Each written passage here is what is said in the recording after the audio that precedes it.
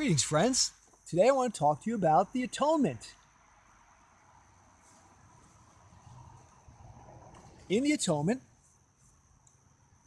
in Jesus' life, in his person, in his death, in his resurrection, in the ascension, and the sending of the Spirit, God has already accomplished the atonement for us. He's already defeated sin and death for us. Because you see, we can never defeat sin and death by ourselves. We can never accomplish the atonement on our own. We can never, no matter how much we press in, no matter how much we try, no matter how much we work or strive, we cannot accomplish the atonement. We, by faith, acknowledge what's already true, that God has already accomplished the atonement for us in the person of Jesus the Christ. Now, God has included all humanity, every human being that's ever lived, in the person of Jesus. This is called the anhypostasia. The anhypostasia. And because God has included all of humanity in his person, in the person of Jesus, Jesus also represents every person.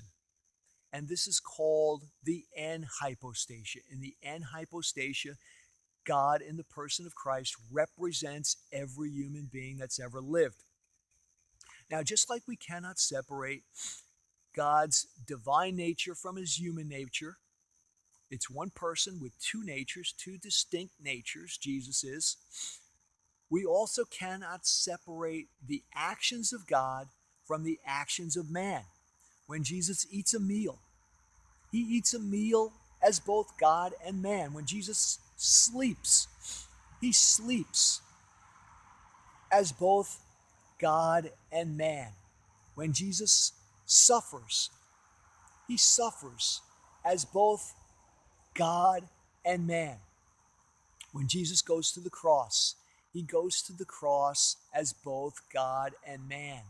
When Jesus dies, he dies as both God and man. When Jesus is raised from the dead, he is raised as both God and man. When Jesus sends the Spirit, he sends the Spirit to fulfill the atonement. And because Jesus has accomplished all these things, he has accomplished both God's part and man's part in the new covenant. He has fulfilled God's part and man's part in the new covenant.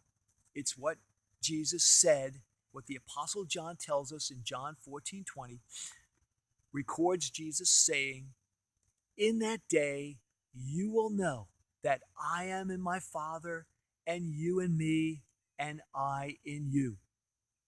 We share in Jesus' risen life. We share in what God has already done in the person of Jesus. We share in the life of Christ. And we have defeated sin and death.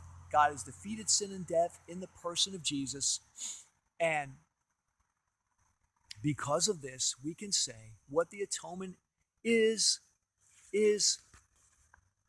our at one-ment. It's being at one with God in Christ.